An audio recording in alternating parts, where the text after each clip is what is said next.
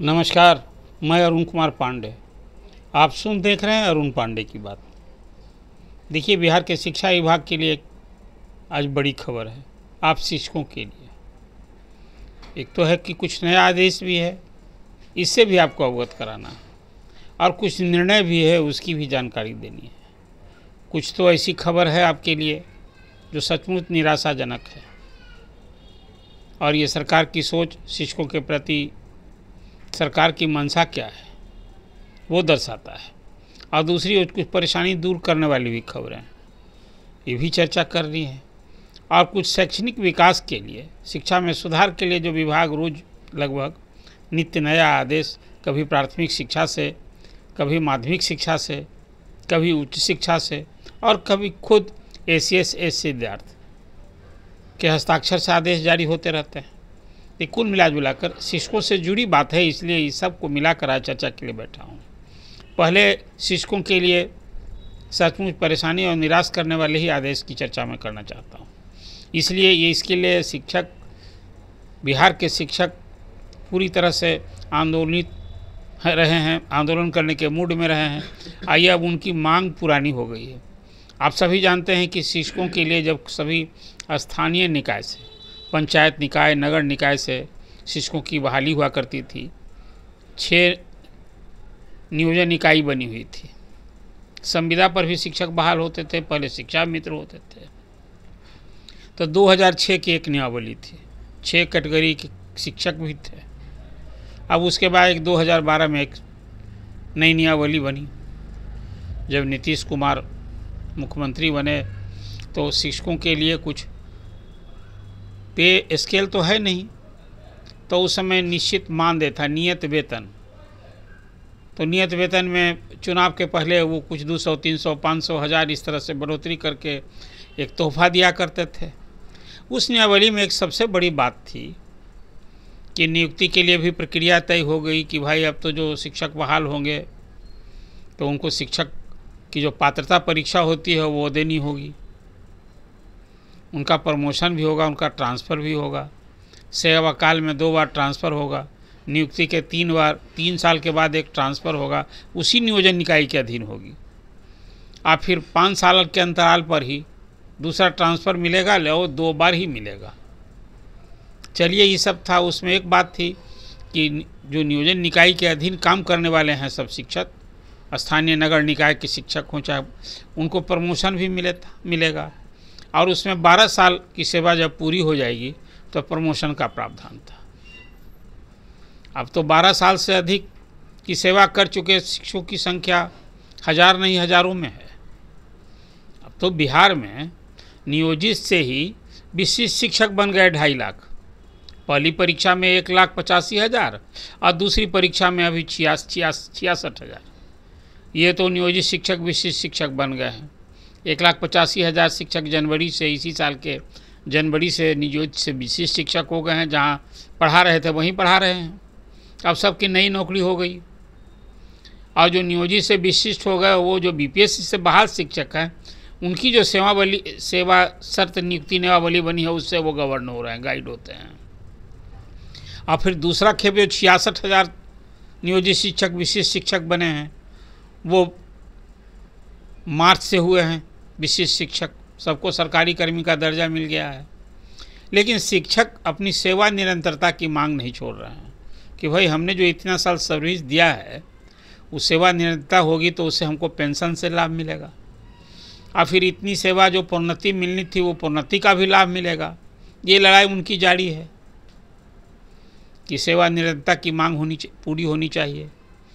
अब इसको लेकर जो खासकर प्रमोशन को लेकर इतनी नियुक्ति नियमावली बनी, तो विशिष्ट शिक्षकों को प्रमोशन मिलेगा 8 साल के बाद।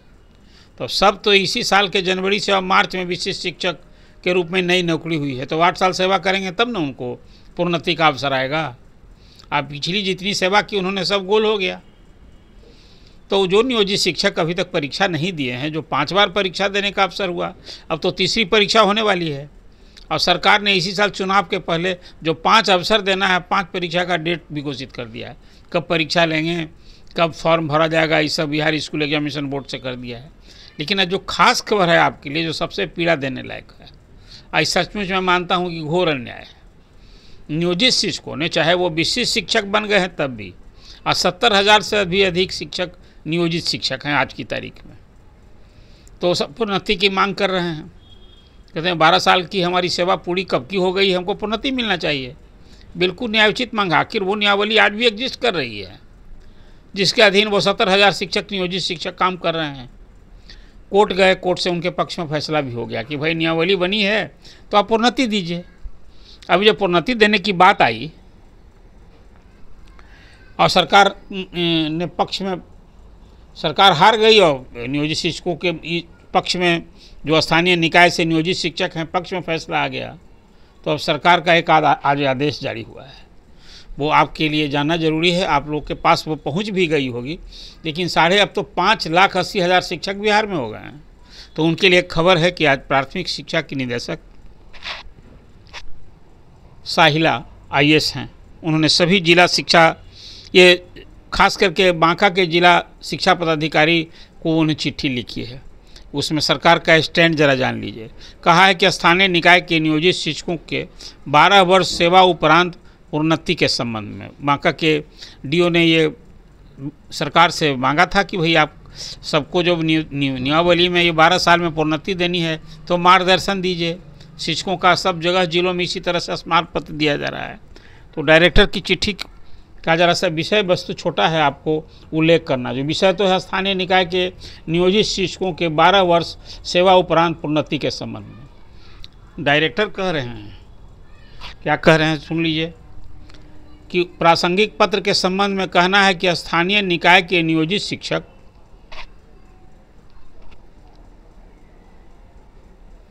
निकायों के जो नियोजित शिक्षक हैं स्थानीय निकायों के, उस शिक्षकों का बेहतर सेवा प्रदान करने और राज्यकर्मी का दर्जा देने के लिए एक नई नियमावली अधिसूचित की गई, बिहार विद्यालय विशिष्ट शिक्षक नियमावली 2023।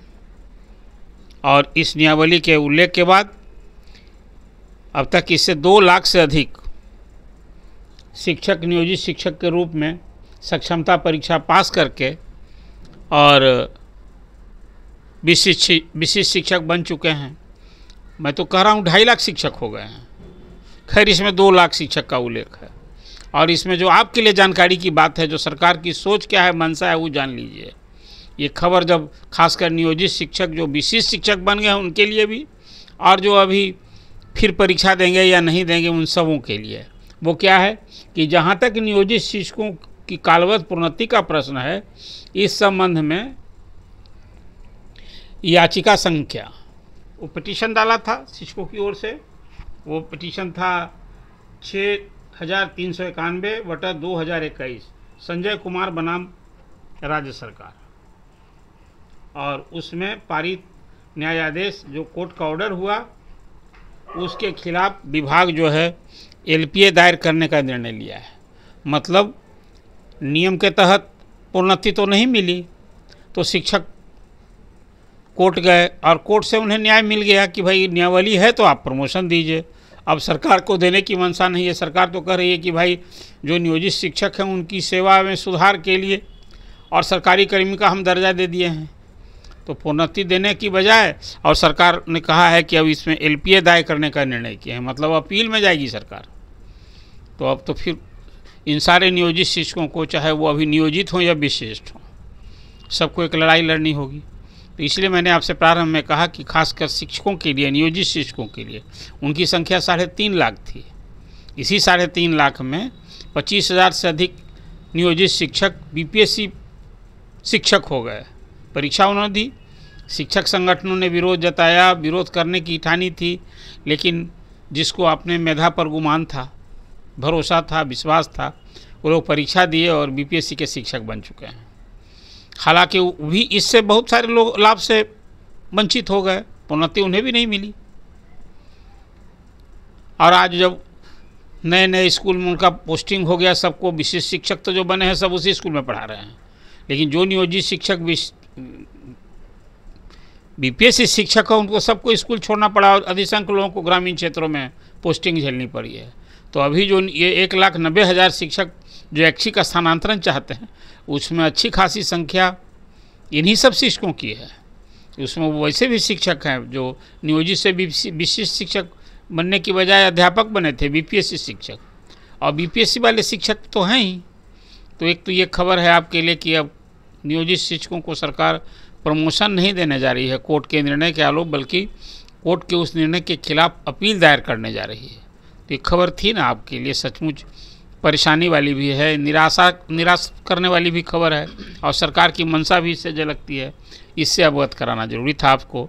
तो मैंने देखा कि आज ही की खबर है, और ये आदेश विभाग ने आज चिट्ठी बांका के डीओ को जो जारी किया है, डायरेक्टर प्राइमरी एजुकेशन, ये कॉपी भी हम आपको इस स्टोरी के साथ जो मैं चर्चा कर रहा हूँ, और कोशिश करता हूँ इसको भी आपके साथ देने का।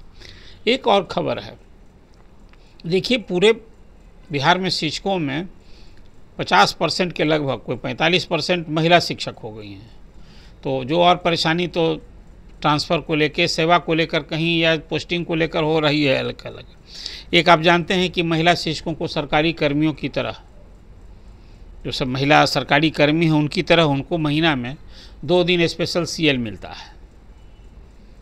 अब बहुत जगह इसको लेकर शिकायत मिल रही थी कि जो हेडमास्टर हैं, प्रभारी हैं, वो देने में कोताही करते हैं। और उसमें होता क्या है कि जोड़ जाड़ के, मान लिया कि अब संडे मंडे है, कुछ का वो जो समस्या किनकी है नहीं है वो अलग विषय है, लेकिन 12 सीएल के अलावा 2 और सीएल मिलता है। अब इसको लेने में छूट मिली हुई है, जब चाहेंगी वो ले सकती हैं 2 दिन का स्पेशल सीएल।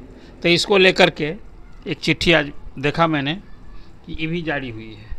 वो जारी हुई है खगड़िया के डीओ कार्यालय से, और उसमें वो उन्होंने स्पष्ट कहा है कि भाई देखिए, ये अभी उनको इस सूचना मिली है कि विद्यालय के प्रधान द्वारा विशेष अवकाश की स्वीकृति देने में आनाकानी की जा रही है, और ये जिले के सभी विद्यालय प्रधानों को विशेष रूप से आकस्मिक अवकाश देने में जो नियम है उस निर्देश के संबंध में अवगत कराया गया है। और कहा गया है कि महिला कर्मियों को, महिला शिक्षकों को या शिक्षिकाओं को सरकारी कर्मियों की तरह प्रत्येक माह लगातार 2 दिन के लिए, एक दिन का नहीं लेना है कि सप्ताह में मैंने 2 स्पेशल सीएल मिलता है तो आप 2 बार 2 दिन लीजिएगा, नहीं, लगातार 2 दिन के लिए वो स्पेशल सीएल मिलना, ये नियम है, ये मिलना है। वो जो उस साल जो छुट्टी कैलेंडर ईयर में है उसके अलावा ये है। तो ये उल्लेख किया गया है उस चिट्ठी में कि इसका कहीं ना कहीं आनाकानी कर रहे हैं हेडमास्टर, तो ये नहीं होना चाहिए। और उसमें कहा गया है कि ये विशेष अवकाश जो है सरकारी सेवक को पंचांग वर्ष के अनुमान आकस्मिक अवकाश से अतिरिक्त है। यह छुट्टी प्रत्येक माह में 2 लगातार दिन के लिए ही एक बार मान्य होगा। ये छुट्टी मिलेगी 2 दिन के लिए मिलेगी और एक ही बार मिलनी है। ये चिट्ठी जो डीओ ने जारी किया है अपने अधीनस्थ सभी शिक्षकों के लिए, स्वाभाविक है कि नियम तो पूरे बिहार में सभी महिला शिक्षकों के लिए ये, तो ये जो खास करके हेडमास्टर कहीं जो इस तरह की छुट्टी देने में आनाकानी कर रहे हैं उनको लेकर के ये है। और इसमें कहा गया है कि विशेष अवकाश, आकस्मिक अवकाश छुट्टी देने का जो अधिकार उन्हीं अधिकारी को रहेगा जो वर्तमान नियम में आकस्मिक सीएल देते हैं, जो शक्ति प्रदान है। और यह छुट्टी सार्वजनिक अवकाश, आकस्मिक अवकाश एवं रविवार को मिलाकर लगातार 12 दिनों तक एक साथ उपभोग करने के लिए जो बिहार सेवा संहिता है उसमें उल्लेख किया गया है। मतलब इससे स्पष्ट हुआ कि महिला जो शिक्षक हैं उनको एक साथ, महिला शिक्षक विशेष आकस्मिक अवकाश के साथ सार्वजनिक अवकाश की छुट्टी, रविवार की छुट्टी और आकस्मिक अवकाश जो सीएल है, कुल मिलाकर 12 दिन का ये उपभोग कर सकती हैं। ईडीओ ने चिट्ठी लिखी है, संपूर्ण महिला शिक्षकों के लिए है, लागू होता है। तो ये कोई आप सब जानते भी हैं, लेकिन इस संबंध में जो विभाग को कई दिनों से ऐसी शिकायत सुनने को मिल रही है। मैं सोशल मीडिया पर देखता हूँ कि भाई ये जो स्कूल के प्रधान हैं वो महिला शिक्षकों के साथ कहीं ना कहीं या अन्याय करते हैं कि छुट्टी देने में आनाकानी करते हैं, और वो उस तरह से अभी एक स्पष्ट आदेश हो गया है जो मैंने आपसे अवगत कराया। एक जो अंतिम में है, आज फिर एक नया फरमान जारी हुआ। ये फरमान नहीं है, शिक्षा में सुधार के लिए विभाग के एसीएस ने अब 28 अप्रैल से और 2 मई तक क्लास 1 से 8 तक, मतलब जो प्राइमरी स्कूल हैं उनके 1 करोड़ 11 लाख बच्चे पढ़ते हैं, उनके लिए किताब भी, सब जानते हैं कि स्कूल में सरकार मुफ्त किताब वितरण करती है। तो ये समय दिया गया है कि इस बीच में 28 अप्रैल से और 2 मई तक किताब वितरण किया है। सभी डीओ को चिट्ठी लिखी गई है और कहा गया है कि सभी जगह जो प्रखंड में जो केंद्र बना होता है वहाँ से सब किताब ले जाइए, सभी बच्चों को आप सुलभ कराइए, उनके गार्जियन को भी स्कूल में बुलाइए। और ये सबको ये ज़रूरी भी है, पढ़ाई करनी है तो किताब तो है ही ज़रूरी। तो अब तो 1 महीना हालांकि डिले हो गया। आप जानते हैं कि शैक्षणिक सत्र अप्रैल से ही शुरू हो जाता है। तो चलिए, अप्रैल तो अब विदाई के बेला में है, अब 2 ही दिन न बाकी है। तो अब इसके बाद अब चलिए किताब मिलेगी लोगों को, ये भरोसा करना चाहिए। वो भी पूरी किताब मिलती है कि कितनी मिलती है, जितनी किताब को पढ़नी चाहिए। अभी तो अप्रैल महीने में एसीएस ने विभाग से एक आदेश दिया था कि भाई हमारे जो स्कूल में पढ़ने वाले बच्चे हैं उनका रीडिंग स्किल बड़ा कमज़ोर है, तो सब खूब रीडिंग दिखलाइए। 7 दिन का एक विशेष अवसर हुआ था और उसी तरह से उनका मैथ बड़ा कमज़ोर है, तो जोड़ घटाव गुना भाग ये सभी सिखाइए उनको, बच्चों को खूब। इसके लिए भी निर्देश जारी था। अब किताब मिल गई है, उससे पढ़ाई होगी। देखिए, अभी आदेश था तो शैक्षणिक सुधार के दिशा में एक ही पहल है। पिछले वर्षों में तो बड़ा कटु अनुभव बिहार का रहा है, न समय से किताब मिलती है न पूरी किताब मिलती है। और मुझे तो याद है बृषेन्द्र पटेल के समय जब शिक्षा मंत्री थे, जिस समय डिग्री लाओ नौकरी पाओ का एक अभियान चला था शिक्षकों की नियुक्ति का, उस समय तो लाखों किताबें यहीं पटना के जल्ला क्षेत्र में एक बड़े गोदाम में बड़े सरे मिले थे। अभी सब काम आजकल तो ठेका पर न होता है। ठेका पर जब होता है कोई वेंडर आप नियुक्त कर दिए, तो अभी आपने देखा होगा ना कि लखीसराय में 2 दर्जन से अधिक हेडमास्टर और वेंडर पर केस कार्रवाई हुई है। हालांकि इस तरह की कार्रवाई यदि छानबीन होने लगे तो खासकर के पाठक के कार्यकाल में सब काम वेंडर के माध्यम से, चाहे स्कूल में सप्लाई किताब की देनी हो, किताब की अनाप शनाप कीमत छाप करके, और जो बहुत उपयोगी नहीं ऐसी किताब की भी सप्लाई की गई है। और उसी तरह से फिर स्कूल में बेंच डेस्क, स्कूल में जो मोटर लगा सब जगह पेयजल आपूर्ति के लिए, चापाकल गरा, जो काम हुआ है उस सब में वेंडर के माध्यम। भी जो मिड डे मील में हो रहा है, बहुत जिलों में वेंडर से चावल तो मिल जाता है ब्लॉक से, बीओ के यहाँ से, लेकिन और सब चीज़ में वेंडर के यहाँ से जो हो रहा है और उसमें अधिकारियों का बर्दाश्त होता है। सब जगह कमीशन खोड़ी न है। इसी कारण से अभी लखीसराय में ये गाज गिरे। और हर सभी 38 जिलों में ये यदि जांच हो तो आप समझिए कि कितने हेडमास्टर पर केस होगा, जेल जाना होगा। आप कल्पना कर सकते हैं। अब देखें एसीएस सिद्धार्थ कहाँ कहाँ सुधारते हैं, कहाँ कहाँ ऐसी और छानबीन करवाते हैं। सचमुच में ये यदि छानबीन का सिलसिला चालू, एक काम तो उन्होंने कर न दिया कि इसी अप्रैल महीने से डीओ से वित्तीय अधिकार से वंचित कर दिया है। और अब स्कूलों में जो भवन निर्माण का काम होता था वो सब ठेका सब डीओ ही देखा करते थे। कहा कि नहीं ये काम तो विभाग में जो हमने निगम बना रखा है शैक्षणिक विकास निगम, वही किया करेगा। हाँ, हेडमास्टर को कुछ काम दिया गया है कि विद्यालय का जो कोष है उससे करा सकते हैं, वो छूट मिली है। और फिर वो जो विद्यालय की प्रबंध समिति है जिसके अध्यक्ष विधायक ही होते हैं। तो ये आप खासकर शिक्षा से जुड़ी, शिक्षकों से जुड़ी कुछ बातें थी। आज कुछ नया आदेश फरमान और आपके लिए परेशानी देने वाला भी, आप सुकून की सूचना भी, इसे आपको अवगत कराया मैंने। ये चर्चा आपको कैसी लगी आप कमेंट कीजिए। आप खुद सवाल आप उठाइए कि सरकार की ये मंशा, ये ध्येय, अप्रोच कितना उचित है। नियम बदले तो वो जो नियम एग्जिस्ट कर रहा है तो आप नियम के अनुसार प्रोन्नति क्यों नहीं देंगे? देना चाहिए। अब प्रोन्नति का आदेश, नियम तो है अभी भी एग्जिस्ट कर रहा है, तो आप कह रहे हैं कि विशिष्ट शिक्षक बना दिए। अब पुराना उनकी सेवा समाप्त हो गई तो अब उसके गवर्न नहीं होंगे। अब ये एटीट्यूड है। चलिए, महिला शिक्षकों के लिए जो एक ही जिला से यह फरमान जारी हुआ है तो एक स्पष्टीकरण भी हो गया एक तरह से। और जो एसीएस से सिद्धार्थ, अभी तो ट्रांसफ़र की जो बाट जो हो रहे हैं वही बड़ा सवाल है कि कब अच्छे दिन आएंगे और कितनी तारीख पड़ेगी, तारीख पर तारीख, महीना पर महीना। अब बीत गया अप्रैल, अब मई में उम्मीद कीजिए। जो शिक्षा मंत्री भी कई तारीख देते रहे, 1 तारीख 2 तारीख, चाहे वो विधानसभा के अंदर विधानसभा के बाहर, तो अब कितनी तारीख पड़ेगी। अभी तो 20,000 शिक्षक का जो ट्रांसफ़र का भी विभाग ने ओके किया है, तो अभी स्कूल आवंटन ही नहीं हुआ है। अब बाकी लोग इंतज़ार कर रहे हैं। अभी पति के आधार पर, पत्नी के आधार पर, असाध्य रोग, विकलांग, गंभीर रोग, इसी आधार पर हुआ है।